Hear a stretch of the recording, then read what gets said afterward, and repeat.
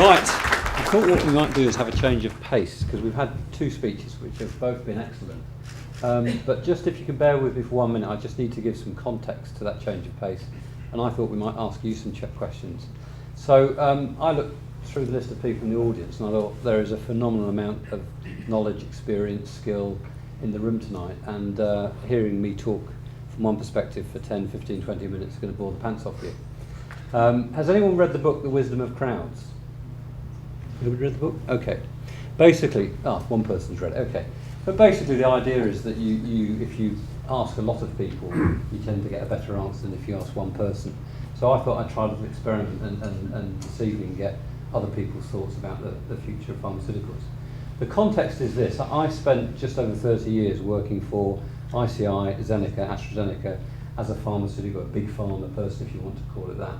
And I thought 30 years was long enough and thought I should do something different. So I left AstraZeneca last year in the spring. I had the last 2 years of that also as president of the ABPI, where I was working with the government, or trying to work with the government. Some of you in the room helped me with that. And under the last administration, the Labour government, we managed to get them to establish the Office of Life Sciences, and Paul Drayson did a great job at trying to kick people into action and form a plan for the UK to say, well, what should the UK government be doing?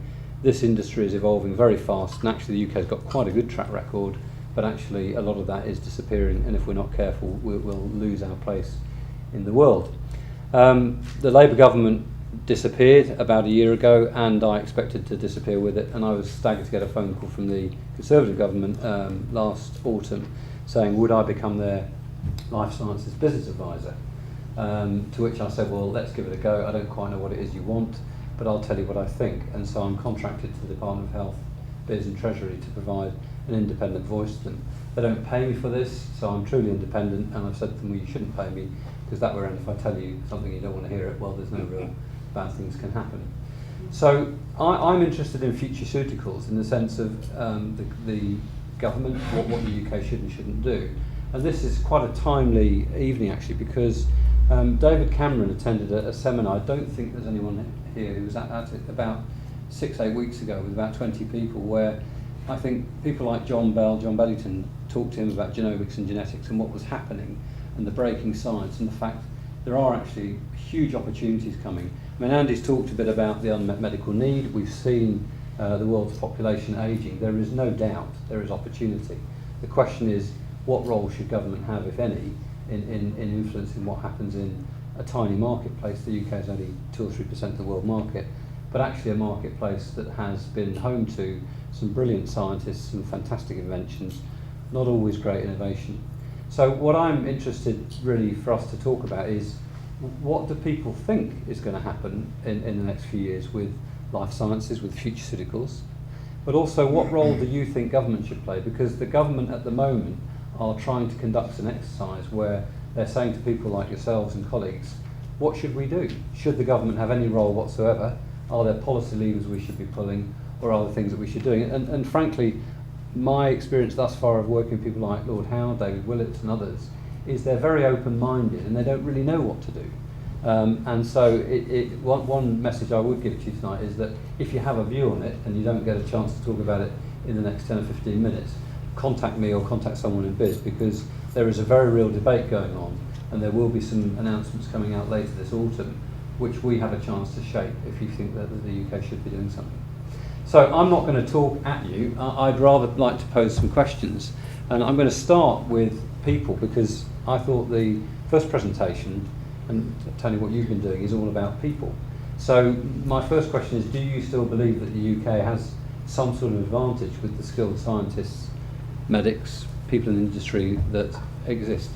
Hi, Tony Lockett from Biovax. Firstly, can I thank you for your introduction, but take an issue with you. Mm-hmm. We don't have a Conservative government. As a member of the Liberal Party, we have a coalition government. Beg your pardon? Secondly, I think the UK does. I think the speakers today have missed one important change. That we're changing both in terms of where the medical need is, but also the cost of that medical need. So I'm going over to South Africa to advise the South African government tomorrow, unfortunately, about how to drive innovation in the African environment.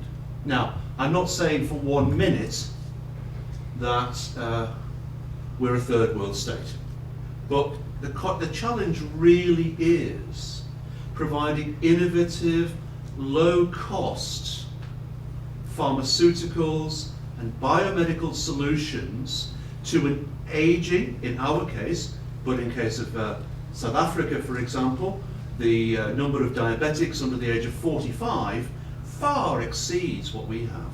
How do you provide low-cost, innovative pharmaceuticals when things such as stockpiling, push and pull mechanisms no longer work in an era of fiscal austerity?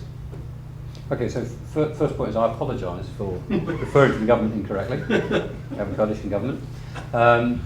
It's a great question. I mean, you know, it seems to me if you're an industry, that what you're really talking about is there is a vast market opening up of volume. Yes. But not necessarily at the very, very high prices that maybe companies... Now, I know a lot of businesses that actually are interested in volume markets because actually, if you get huge volume, you can generally make a business out of it and make profits. Does anyone else in the room believe in this notion that actually this is a challenge for industry to tackle, i.e. how do we produce less expensive innovation and get it into marketplaces? Is that, Nick? I absolutely agree, and I think what's also happening from a medical standpoint is that the traditional disease categories are becoming fragmented. In other words, we don't think of breast cancer as being one disease anymore, it is a cluster of diseases, and the drugs of tomorrow are likely going to be effective or safe in only one part of that cluster of diseases, which means that the pharmaceutical R&D model needs to adapt to targeting smaller populations with more potent drugs. And that means we can't afford to spend $1 billion on every drug. We have to completely rethink the whole R&D process. But even with low-cost solutions, not just drugs, but solutions that are innovative and are proven and pass every regulatory hurdle, actually selling those and getting those adopted in the NHS is an absolute nightmare because the hurdles you've got to go through require huge expenditure, literally in just getting over the hurdles. So, you know, I think you've got to produce the solutions, but you've got to change the environment that purchases them. There's two. I'll come to those. There's 2 points that have been raised there. One is the point around diseases actually being more specific, and therefore actually, if you're talking about medicines, you're probably going to sell less of them, but they're going to be much more targeted and much more effective. And then that raises a separate question, which is how can you develop them and price them in such a way that it's going to work? And this question of access. I mean, there is an action which came out of the growth review for David Nicholson to start to address this whole issue of innovation. And at the moment, he's supposed to be working on a report on it. I think it's well recognised the NHS is perhaps not the most easy organisation to deal with. So I'll park that for one moment. I'm not saying it's not important, but it is something that people are aware of. Justice Gerald XICI. I just wonder if I might suggest the way I see the industry today is in the form of a force diagram. And I would like to suggest that the audience might help to resolve this force diagram. At the top, you've got the payers. They want innovation, but they don't want to pay for it. On the bottom right, you've got the investors. They want it, and they want it now. And on the left, you've got R&D, which is bloody difficult and takes a very long time. And if you look at these three interacting forces, the question for me, which I can't answer, is how do you resolve this force diagram? Because whilst the first speaker said we want innovation and large volume, fine, but what I sense is the industry is dominated by financial return. I'm not saying that's bad, but it has a huge influence. And I can't see how you resolve that with the advances in technology, which everyone in the room knows about, and regenerative medicine and everything else. I don't understand how you can resolve this force diagram. I hope somebody in the room can. I'm very pessimistic about how this is resolved because I think there are competing forces here which we cannot resolve. Just on that, I mean, I don't know if people got ideas about this, because one of the things that you raise, and one of the potential solutions is that if you can get marketplaces to act more coherently, and you get the issue of getting to the volume more quickly. And actually, you know, my view, I'm not a scientist, I'm not a doctor, but actually if you do have a treatment that treats a disease effectively, surely the goal must be that you get that to patients as fast as possible, because they then get the benefit. So that may be one area. Other comments? It seems to me one of the fundamental issues here is the economics of the whole thing, especially since we're in the moment, we're in this big debate about whether we're going into recession or not, and Greek defaulting and everything. Economics is on the centre stage. If you're in the healthcare side, at the end of the day there are the payers, and of course you can argue about co-pay, etc. in the more sophisticated markets. Fundamentally, given the point you said about increasingly narrow disease focus, because it's the easy targets are done, we're now on the hard targets, so it's increasingly smaller populations. At the end of the day, you have to answer the question, is saving the life of someone with hypertension, as an example, a different price that the society is willing to pay than someone who has a rare disease? Because the R&D for the rare disease will probably cost approximately the same as the larger condition, but the volume and therefore the price per dose is probably going to have to be different. So the question is, do we have a health economics a la NICE, which gives a value per quality of life index or per person, which is regardless of the disease, or are we going to go down a model where we can say for small disease groups, like a particular category where the therapy works exceptionally well in that very small category, but it's a low volume, so does the economics justify that different from a very broadly based blockbuster hypertension treatment, where you have volume, as you said, and if we don't need but does everybody in the room believe that actually the cost of R&D, the cost of finding a new medicine, for example, need to continue to be that big, or is there another way? Trevor? I have 3 points. We probably can afford in this country all of the medicines we need for all of our patients. But through a democratic process, i.e. Parliament, we've decided we're not going to do it. We'd rather spend our money on football stadiums and war. It's a choice we've made. But let's not kid ourselves that Britain is spending enough per capita, whatever the price of the medicines may be. So that's the first thing. How do we address centrally what really we should be spending on our community? If at my age I'm suddenly got a terminal illness, I'm being told, even though the medicines exist, I'm not going to get them. Right. To me, there's no crisis of innovation in science. The crisis is in the cost of innovation, which is, I think, driven by regulation and the need to do more and more and more and more value-based pricing, 5th and 6th and 7th hurdles. There's a real disconnect and a real misunderstanding within the public about the fact what role does this sector play. Patients think that doctors discover drugs and industry makes them, and we don't do it. We haven't helped ourselves in any way to get over this closed community that our colleague at the beginning mentioned. And therefore we are mistrusted and over-regulated when we get things wrong. And I think the problem is, at the moment, until the united community of the pharmaceutical industry say we're going to change, and rather people make advantage of it and declaring they're going to be more transparent or not, until everybody does it, we're going to have that problem of the social contract, which is fundamentally in pharmaceuticals to supply medicines, with this challenge of, well, you're in it to make money. And most of the people in this room, making a living out of it, but they're not in it to make money. And I think that's the debate that some of us would love to have. So how much are these people willing to pay? Yeah. So there's a lack of transparency. How much Yeah. is society willing to pay? Yeah. That would give you So do people agree with that? Do people think there should be more open discussion and dialogue? It's absolutely fundamental. One of the things that the Faculty of Pharmaceutical Medicine is trying to do is get doctors to understand where medicines come from. Absolutely. Doctors don't understand. I was a safety monitor for a big vaccine study that was mandated by the European Commission 2 years ago. And one exclusion criterion was patients who are allergic to eggs can't be exposed to this product. We got a lot of allergic events because doctors don't understand where vaccines come from. Our peers have no insight into what we're doing.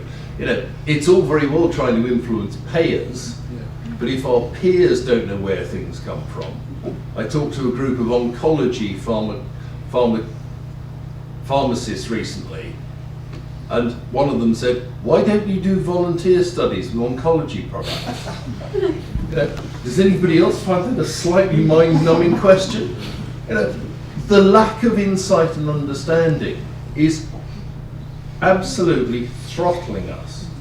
We are needing to sell, and I make no apology for using the word sell, pharmaceutical development to our peers. They don't teach pharmacology and therapeutics in medical school now. Medical students don't know where our new medicines come from. If the doctors don't know, how are the patients going to understand? And if patients don't understand, back to the issue of trust, nobody's going to trust us because we're just making money out of sick people. So there's a dialogue to be had, not just in this context, Yes, but yeah.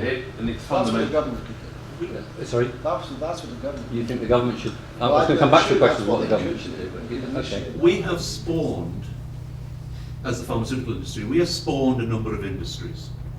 And one of the industries that we have spawned is the informatics industry. So when I go, I make no contention about it, when I go and I want to access an article from Anti-Cancer Agent and Therapeutics, like I looked at today, it costs me $40 to access that article.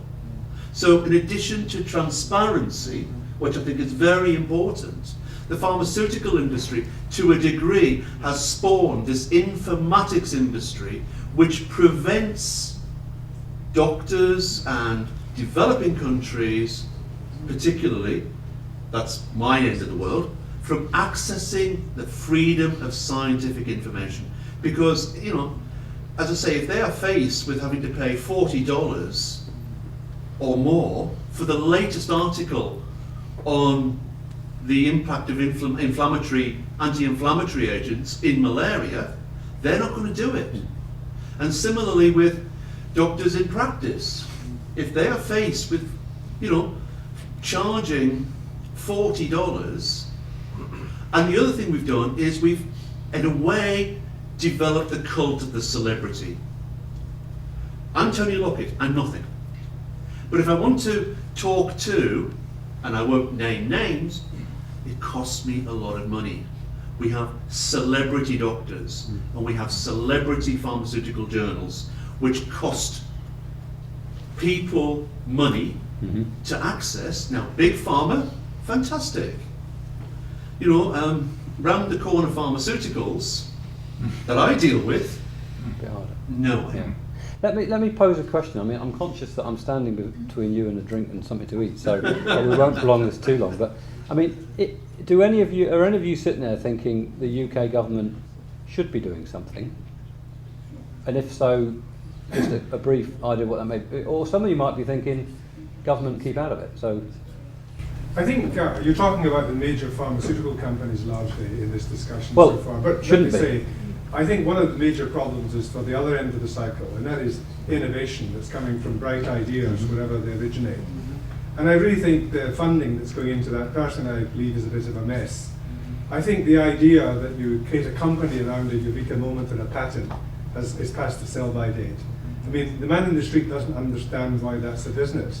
What those of us who study these businesses understand is that often 50 to 70% of the early stage funding doesn't put a point in a graph.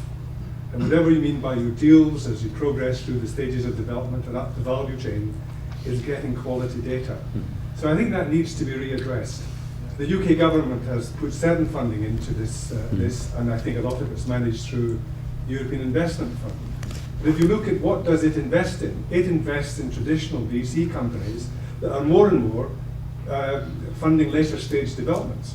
So I think they haven't addressed the problem of how do you take this original sort of stuff and get it to a level of persuasion, whether that's you something to do with not founding your company until you really do have persuasive proofs of concepts and not is open to debate.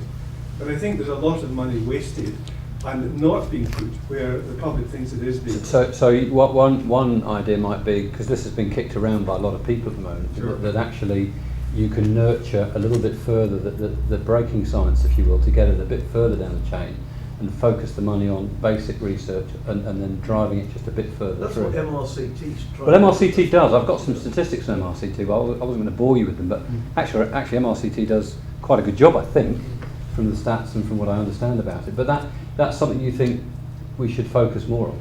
I think so. Yeah. I think so, because I mean, I kind of look at companies that have received what traditionally would have been A-series funding, probably are somewhere between B and C just now, and they're simply running out of cash runways.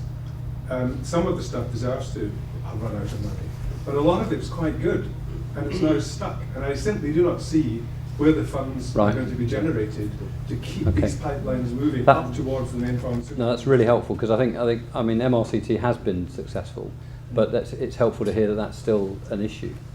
Other comments? Any other comments? Yeah, one thing hasn't really come up so far, and that's manufacturing. It's not the old, manufacturing paradigm. It's completely changing now. It has to be embedded. And I work in the R&D innovative end, and it's going to be more embedded with the R&D and innovation. And yes, we're talking about companion, diagnostics. The slice of the blockbuster, if you like, is going to be smaller. So manufacturing's got to be far more nimble than it has. So we need to have a better interaction, which could well be a better served by local interaction between R&D and manufacturing. So this whole thing about we're going to make it cheaply overseas has got to sort of stop. Otherwise, there's a crucial link. The quality. So do you think companies have ended up separating? Yeah, and the newer stuff is absolutely critical, certainly to that, even to first, first on the market sort of phase. You have to have a strong feedback loop between your manufacturing, and that may be something that the government can help with, because small companies often get stuck at that CMO sort of phase. They don't have cash to make it. So facilitating that. There are very few CMOs in the UK now who can actually deal with innovative medicines, and there are breaks in it, of course, and that's killing these CMOs because they have no streams coming through. So it may be that they have to put some investment in, and it's not going to be pretty because it's going to be a bit of a cash sink, but over the long term, But you're saying there's a real link. saying going to pull it through. Yeah. Okay. Any other thoughts? Nick? I've done a lot of thinking about the nature of this challenge in terms of setting up the centre, and I've spoken to a lot of people and heard a lot of views, and I quite frequently find people that say it's all the fault of industry, which is too big, or it's badly run R&D departments, or it's the fault of the regulators. And I think there are two big difficulties for the UK government. The first thing is that it's actually very complex and multifactorial. It's not something which is going to be fixed with just one single initiative on one dimension. If we're really going to turn this around, we need to understand what's happening in technology transfer, what's happening in universities training people, what's happening in hospitals, how is the NHS being run, how can industry be more efficient, how do we nurture a biotech sector. It's a complex, multifactorial, hard work that's going to take several years. I think the other big challenge for government is it doesn't just fit naturally into one part of government. The different departments, obviously the Treasury's got a huge role to play, as it has in every part of the country, but the NHS and the Department of Health, the universities and BIS, and having those different groups separated and fragmented makes it much harder to achieve something. I think the other difficulty, and this is why I'm very keen on setting up the centre, is there doesn't seem to be a very good, high-quality think tank that takes all of these ideas and puts some good quality data behind it, because we're a data-driven industry. We want to be scientific about it. What we need to be able to do is look at these different options and understand exactly why they're issues and how those issues fit into the bigger picture. Okay. Well, just one comment. I mean, I actually have a job description, believe it or not. The civil servants gave me a job description, which sort of doing it 3 or 4 days a month, part-time unpaid, you sort of think, well, actually that's not really that possible. But again, to give the government credit, they have asked me to try and tell them where they are not being joined up. It's a long list, sadly, but that's a point that's come through, that if governments are going to approach this at all, they have to do it in a joined up manner. You can't leave it in one department because it doesn't work. So I think they've got that message. Whether they're actually acting on that as well as they could, I'm not sure about. Other comments people want to make? this is perhaps more wearing my old Technomark hat than the Talent Mark one, so forgive me. But something we haven't mentioned is the vast amounts of money that are potentially available for small companies out of private equity and venture capital. And the climate within the UK over perhaps the last 9-10 years has been extraordinarily inimical to that investment finding its way here. And I had lunch with a guy who was an ex-chairman of the BVCA just a few weeks ago. He was bemoaning the fact that an awful lot of the development money that could be coming here is actually being sunk into the American companies by these guys because they have the scale. And what tends to happen here, I put it very crudely, is that if they're interested in investing in a small company, of course they're likely to syndicate it and they're likely to want benchmarks and so on, so the guys spend their whole damn time doing presentations rather than getting on with the work. Then if you've got 4 compounds, which is what interested you, then next year they're going to want you to cut it down to 3 and cut that one out and so on and so forth. Then they cut it down to next to nothing and the Americans come and buy it. Now, I have no immediate answer to offer you now. We can discuss it more, but the climate that the government could create there to encourage what is actually a pretty sizable financial investment that could overcome quite a lot of these logjams and actually make sure that our innovations are properly supported in the UK in the right sort of way, and that certainly involves education of private equity and venture capitalists as well. I would have thought that was worth putting in the mix. So that the fund, I mean, this is not a new thing, in as much as I think for the last 2 or 3 years people have been saying much the same thing, that funding is an issue. So we should put that into the mix. I've been retired for 6 years, so I haven't heard them. No, but it's valid to hear it. I think it's a really important issue. I mean, I am in touch with the VC people now, and I know what the position is. Yeah, I mean, there is a debate. Government, my personal view is that I don't think it's really up to government to find the money, because I'm not sure that's the solution. I'm throwing money at it isn't the solution. Well, I'm offering the money coming in from the right, but there may be ways of actually used, they can provide the climate together, that makes the investment that's really helpful, which involves tax and it involves all yes, sorts of other things. Okay. But when, forgive me, you say this has been around for 3 years. When I retired really 5 years ago, many of the things that we've been discussing this evening, were there, initiatives, they were all there, and we're still damn well talking about it. If we're doing that in 5 years' time, we've got missed a the problem. boat. Yeah. No, that's a good point. Okay, well, thank you for I mean, the other option was for me to read your speech, which was prepared by the civil servants. I'm sure you'd all be very interested in that. If anyone wants a copy of it, I'll give you one later. But thank you very much for indulging me. That. It's helpful to hear some views, and I think thanks to Talent Mark for putting the evening on, because it's been very informative.